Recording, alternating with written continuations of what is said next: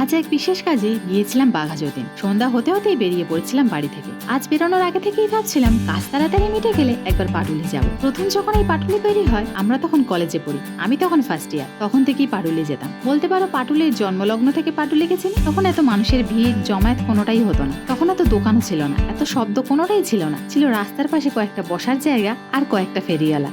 বেশ মজা পেতাম, তাই আমরা দু একদিন পর পরই চলে যেতাম পাটুলি। এখন আর সেই দিনগুলো ফিরে আসবে না, কারণ পাটুলি এখন অনেক উন্নত। এখন প্রচুর মানুষ, প্রচুর দোকানের ভিড় সেখানে। তবে সময়ের ব্যস্ততায় বা বলতে পারো কাজের ব্যস্ততায় আর এত মানুষের ভিড়ে একটা সুন্দর সময় কাটাতে পারবো না, এই ভেবে আর যাওয়া হয় না পাটুলি। তবে অনেকদিন পরে আজ ইচ্ছা হলো ওই পথে যখন যাচ্ছি একবার ঘুরে আসবো পাটুলি। জানো তো, আমরা তখন কলেজে পড়তাম, তাই আমাদের বাজেটও ছিল অনেক কম।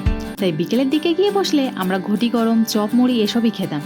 ওখানে এক দিদি ছিল যে ভীষণ ভালো চপ বানাতো। তার কাছে বিভিন্ন রকম মাছের চপও পাওয়া যেত। সেই চপগুলো বলতে পারো ওই মাছের চপগুলো লোভেতেই মন পাটুলি যাবার জন্য এত পাগল হচ্ছে। গিয়ে দেখি সেই চপের দোকানটা নেই। বেশ খারাপ লাগছিল, কারণ এত আশা করে এসেছিলাম, পেলাম। আমরা বেশি সময়ের জন্য যাইনি, গিয়েছিলাম কিছু সময়ের জন্য। একটা রাউন্ড হেঁটে আমরা চলেও এসেছিলাম। তো সেখানে গিয়ে আমাদের মনে পড়লো সেই ঘটি গরমের কথা।